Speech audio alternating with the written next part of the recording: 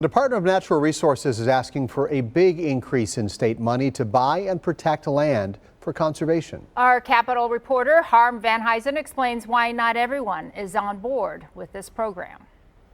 The DNR is asking the governor and state lawmakers to more than triple the amount of money Wisconsin spends buying and protecting land like this.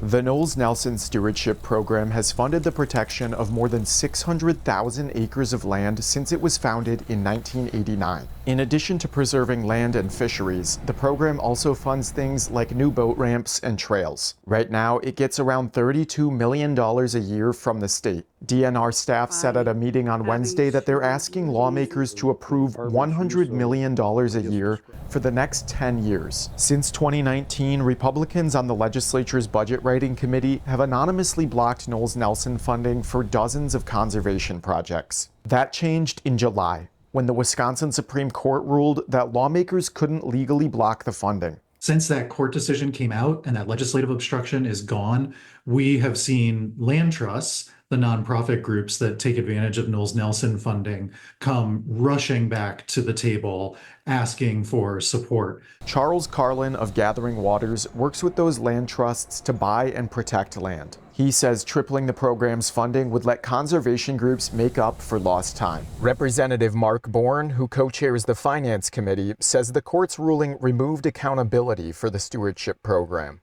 He told us in an email that the entire program is now in jeopardy. We know it's going to be a tough and challenging negotiation, but at the same time, we're confident that folks are going to come to the table, do the right thing, and take care of Wisconsin's land and water, because it's what makes Wisconsin so special. The governor and lawmakers will start their work on the budget early next year, and they're expected to pass it into law in July. In Madison, Harm Van Huysen, TMJ4 News.